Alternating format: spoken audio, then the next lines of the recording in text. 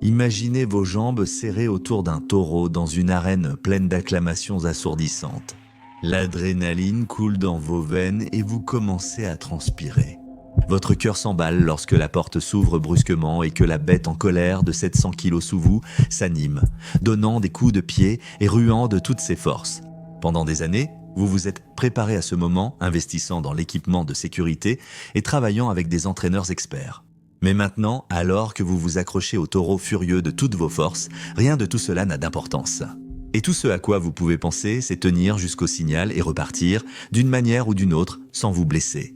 Dans le monde du rodéo professionnel, chaque seconde compte et votre habileté fait la différence entre la vie et parfois la mort.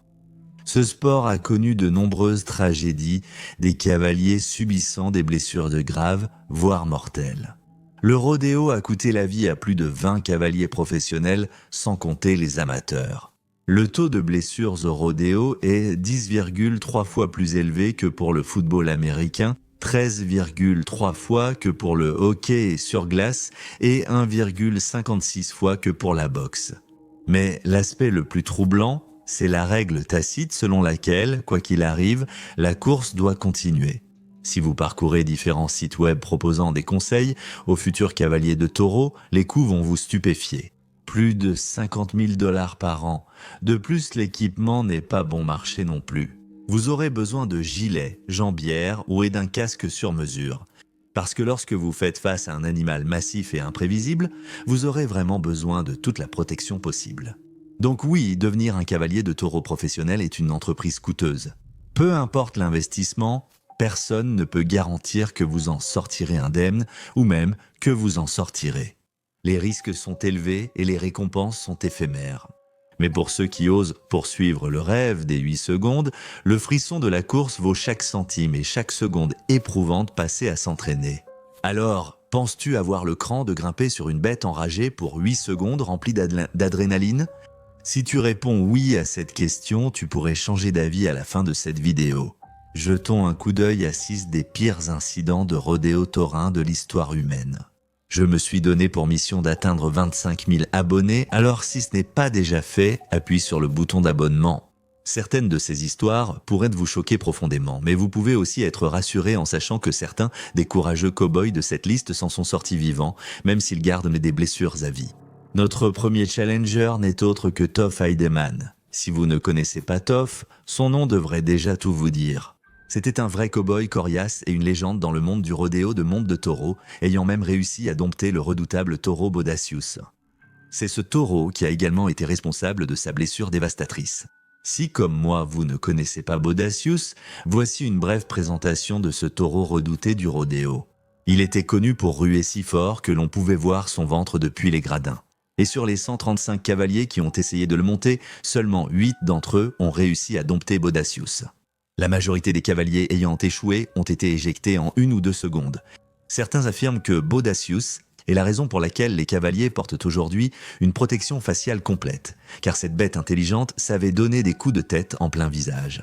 Sa force et sa puissance explosive ont fait de Bodacius le taureau le plus infâme de l'arène de rodéo. Il est devenu connu comme le taureau le plus dangereux du monde et aussi le plus grand taureau à avoir jamais rué. Toph Heidemann était l'un des rares hommes à avoir réellement réussi à rester sur Bodacius une fois, mais lors de son incident tragique, il n'a pas eu autant de chance. Richard Neil Toph Heidemann est né le 2 mars 1963 et a eu une carrière qui s'est étendue sur certaines des plus grandes années du rodéo taurin.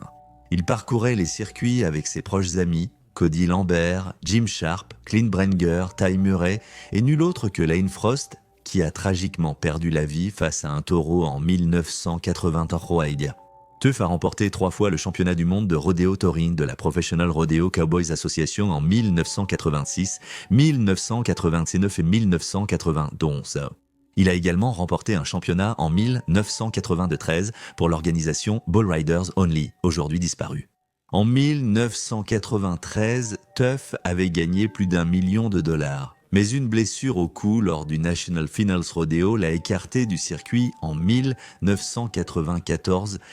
En plus de ses réalisations, Toph a cofondé l'association professionnelle des cavaliers de Tsoro et remporté le championnat du monde Professional Bull Riders en 1995. Stephen Baldwin a joué dans le film de 1994 8 secondes sur Lane Frost, où Tuff était la doublure de son propre rôle. L'accident de Tuff a eu lieu l'année où il a gagné le championnat du monde Professional Bull Rider en 1995. C'était alors qu'il affrontait le célèbre taureau Bodacius. La bête avait été absente de la compétition pendant un certain temps après une blessure, mais maintenant elle était de retour et plus redoutable que jamais. Il avait aussi inventé une technique de coup de tête pour éjecter facilement les cavaliers d'un mouvement brusque de son corps monstrueux. Si tu te crois cavalier, Bodacius est le taureau qui te fera arrêter à jamais. Tuff connaissait Bodacius auparavant. En 1993, il est l'un des rares cavaliers à avoir maîtrisé ce taureau avec un score de 95 presque parfait. Lors de sa prochaine rencontre avec Bodacius 2 ans plus tard, Tuff était, selon lui, trop confiant et mal préparé. La porte du box est violemment ouverte et Bodacius a jailli des barrières avec la force de la nature parcourant son corps. Il rua et tourna sauvagement, répétant ses mouvements, envoyant sa tête vers le haut pour faire tomber le courageux cavalier de son dos. En une fraction de seconde, la tête du taureau a percuté le visage de Tuff avec un impact énorme. Il a été immédiatement arraché de la bête sauvage, s'écrasant lourdement contre le sol. Les toreros ont entouré Tuff pour le protéger, mais le pire était déjà fait. Tuff a été évacué de l'arène. Selon lui, son visage était engourdi, mais il n'a compris l'ampleur de la blessure que lorsqu'il a vu que tous ceux qu'il croisait le regardaient comme s'il était le diable. La force vitale a quitté son visage alors qu'il était emmené loin d'un accident presque mortel. La force de Bodacius a brisé presque tous les os de son visage. Il a survécu à cette blessure insensée, mais il a perdu son odorat et son goût, et après des heures de chirurgie reconstructive, une grande partie de ses expressions faciales avait disparu. Il a passé près de 2 mois à se rétablir, mais fidèle à son nom, il est remonté en selle dans le sport qui a failli lui coûter la vie. Plus tard, la même année, au National Finals, Rodeo Tuff a de nouveau tiré Bodacius, et le destin attendait de voir ce qui allait se passer. Cependant, le fils de Tuff lui avait interdit de remonter Bodacius. Après que Tuff ait tiré Bodacius, il a laissé le taureau sortir sans cavalier à l'ouverture des stalles. C'était un signe de respect pour le taureau et son fils. Tuff a reçu une ovation debout de la foule pour avoir su reconnaître ses limites. Tuff Hedeman a pris sa retraite du rodéo en 1999, après s'être fait une hernie discale à la suite d'une blessure antérieure à la colonne vertébrale. Alors, penses-tu que tu aurais le courage de tenir sur Bodacius pendant les 8 secondes les plus folles de ta vie? Ensuite, nous avons Bo Schroeder, un homme extrêmement coriace. Il a subi de nombreuses blessures dans l'arène, y compris plusieurs côtes cassées et une jambe droite cassée à 3 reprises. Cependant, cela ne l'a pas découragé de pratiquer le rodéo, contrairement à beaucoup d'entre nous. Bo a commencé très tôt le rodéo, dès l'âge tendre de 4 ans. Selon Bo, quand j'étais jeune, probablement vers 4 ou 5 ans, mon père m'emmenait à l'arène de rodéo de mon grand-père. Il a dit « Je montais des veaux pour m'entraîner. Je regardais des vidéos de rodéo et j'ai toujours voulu être cavalier de taureau. » En grandissant, Bo s'est davantage investi dans la monte de taureau et à 13 ans participait au Nacogdoches Pro Rodeo et au concours de Bouvillon. Ce début précoce a convaincu Bo qu'il pouvait en faire son métier, ce qui a lancé sa carrière. En 2007, il est devenu cavalier professionnel de la Rodeo Cowboys Association et il a voyagé d'arène en arène, participant en moyenne à 100 rodéos par an, et il avait le soutien de toute sa famille derrière lui. Le rodéo était une passion partagée par tous. Les taureaux faisaient vraiment partie de la famille. Sa sœur Nikki Duke participait à des courses de baril au rodéo pour jeunes jusqu'au lycée et leur père, Punky Schroeder, y était toujours impliqué. Punky montait et affrontait les taureaux, apprenant cela de son père, Icky Schroeder, qui organisait des rodéos pour jeunes et élève encore des taureaux aujourd'hui. Bo s'est qualifié pour la finale nationale de rodéo et est devenu un cavalier d'élite avec 219 succès sur 615 tentatives. Avec un tel parcours, même la gravité d'un accident traumatique n'a pas suffi à le tenir éloigné du dos d'un taureau. Quoi qu'il en soit, Bo se souviendra du 24 mars 2013 pour le reste de sa vie. Il participait à l'événement Fort Mojave Classic Extreme Bulls. Bo a résisté au gigantesque taureau noir, se balançant élégamment, tandis que l'animal tentait de le désarçonner. Bo a perdu sa prise et la force de la bête l'a projeté en avant. Les cornes du taureau ont percuté son corps à plusieurs reprises. Bo a été immédiatement assommé et est tombé au sol. Il était clair pour tout le monde que Beau avait subi de graves blessures, mais personne ne savait à quel point elles étaient graves. Lorsqu'il a repris connaissance, il a dit au personnel d'urgence qu'il ne pouvait pas respirer, alors ils lui ont mis un masque à oxygène. C'est alors qu'ils ont compris l'ampleur des dégâts causés par la corne. Ses poumons n'absorbaient plus d'oxygène, alors ils l'ont transporté d'urgence à l'hôpital. Ils ont découvert que ses poumons s'étaient effondrés et que sa trachée avait été déchirée par la force de la corne du taureau. Les médecins ont inséré un tube pour regonfler ses poumons et s'ils s'étaient trompés d'1 centimètre, Beau n'aurait pas survécu à l'opération. Après un séjour en soins intensifs, Beau a dû porter une canule de trachéotomie pendant 6 semaines, étant totalement incapable de parler. Malgré ses blessures insensées, il est tout de même retourné dans l'arène du rodéo et a continué à monter certains des taureaux les plus féroces qui soient. Il est toujours connu pour son style de monte intrépide et déterminé, et il a été salué pour sa capacité à rester sur les taureaux les plus difficiles. Malgré sa blessure, 1 an plus tard, il a remporté la première place à l'exposition du Sud-Ouest et au Salon du Bétail à Fort Worth en 2014. Il a du respect pour le métier, contrairement à beaucoup de cavaliers. Il a dit qu'il fait cela parce qu'il aime la montée d'adrénaline. Homme contre bête, je respecte cet animal et ses capacités. Je me concentre sur moi et lui, rien d'autre. Peux-tu imaginer le courage nécessaire pour remonter sur un taureau après une telle blessure ? Prendrais-tu une blessure mettant ta vie en danger comme un signe pour changer de carrière ou comme un obstacle qui te pousse à continuer ? Malheureusement, tous les cavaliers n'ont pas cette chance. Certains montent sur le taureau pour la dernière fois et d'autres ne marchent plus jamais sur leurs 2 jambes. Brent Turman était un cavalier de taureau qui avait un sourire permanent collé au visage. Certains disaient ne connaître personne qui souriait autant sans ses 2 dents de devant. Il n'était pas seulement connu comme un cavalier de taureau champion de classe mondiale, mais aussi comme un motivateur de vie. Brent était un homme qui s'entendait avec tout le monde qu'il rencontrait et saisissait toujours l'occasion d'éduquer les plus jeunes que lui. À l'école, il saisissait toutes les occasions. Football, basket, athlétisme, pêche en baie ou golf professionnel. L'athlétisme de Brent se manifestait dans tout ce qu'il faisait. Il montait déjà des taureaux quand la plupart d'entre nous avaient 8 ans. En développant son style, de nombreux cavaliers de taureaux ont salué sa façon unique de monter, gardant sa main plus basse et utilisant surtout ses jambes pour le soutien et la stabilité. Cette technique lui a valu de nombreuses victoires. À la fin de son année professionnelle, en 1989, Brent était l'un des 30 meilleurs cavaliers de taureaux mondiaux. Vous devez savoir qu'au fil des années, les cavaliers de taureau finissent forcément par accumuler de petites blessures. C'est presque garanti. Donc, malheureusement, Brent a connu beaucoup de blessures qui l'ont empêché de se qualifier plus tôt pour les finales nationales. Mais en 1993, il s'est enfin qualifié pour sa première finale nationale de rodéo. Il était loin de se douter que cela allait être le début de sa chute. Il a terminé 5e au classement final cette année-là et 13e au classement mondial, Crown Royal de 1994. Son prochain tournoi s'est avéré être le dernier. Brent n'était pas seulement passionné par le rodéo, il l'était aussi par les gens et voulait voir réussir ceux qui l'entouraient. Cette volonté compatissante l'a poussé à faire du bénévolat lors de rodéos spéciaux, des compétitions pour les jeunes ayant un handicap mental ou physique, et à juger des épreuves de rodéo à ses heures perdues. Il s'est impliqué auprès de Mademoiselle Candy Jones, directrice du programme pour enfants à besoins spécifiques à l'école Covington à Austin, Texas.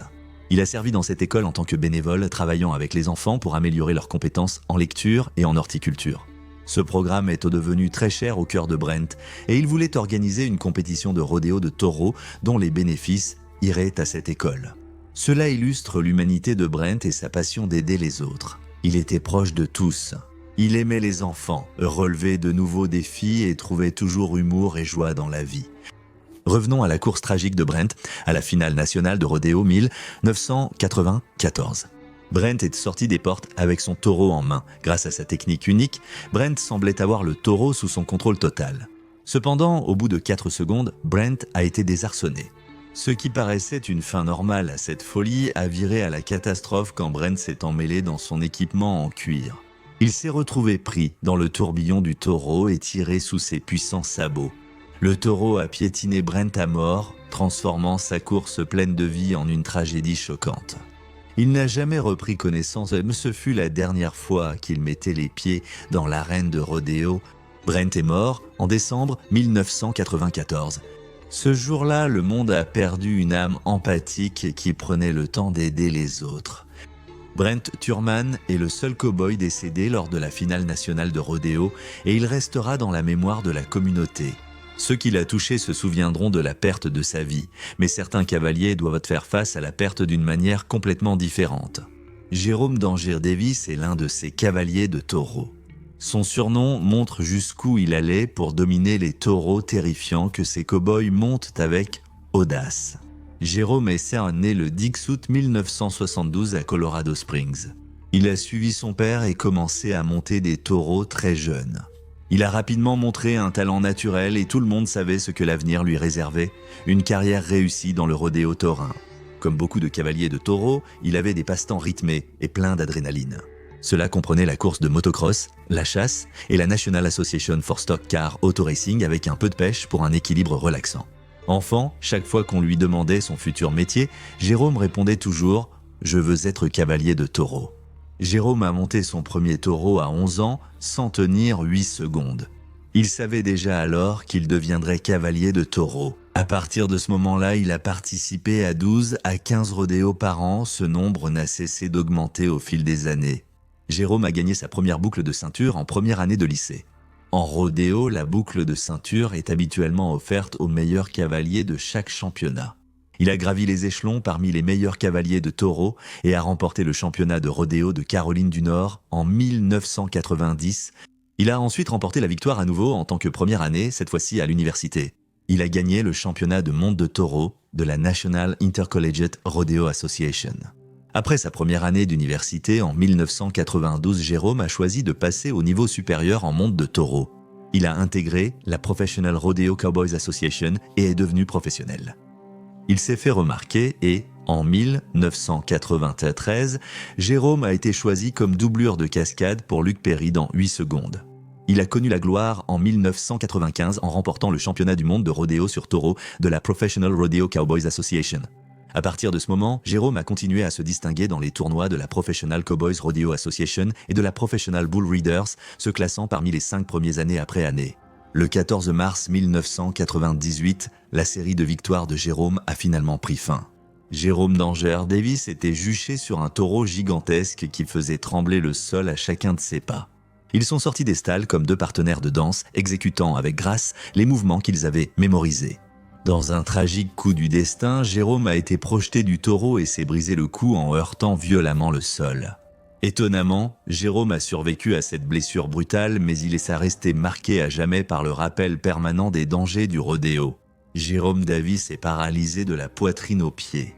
Cependant, Jérôme est un cow-boy de rodéo avec un cœur d'acier et un esprit de résilience. Il n'a pas laissé cette défaite l'abattre. Il a reçu l'anneau d'honneur lors des finales Professional Bull Riders de 1998 et continue de vivre heureux avec sa femme Tiffany. Jérôme contribue encore à la communauté du rodéo comme fournisseur de bétail, amenant certains des taureaux les plus coriaces sur le circuit. La sécurité est toujours une préoccupation pour ceux qui participent au rodéo, mais même avec le meilleur équipement de protection, il y a des incidents qui ne devraient pas arriver, comme dans le cas d'Amadeo Campos Silva. Né au Brésil en 1998, il a grandi passionné de rodéo et de rodéo taurin. Dès son plus jeune âge, il montait des taureaux et s'est vite distingué par son talent et son absence de peur dans l'arène.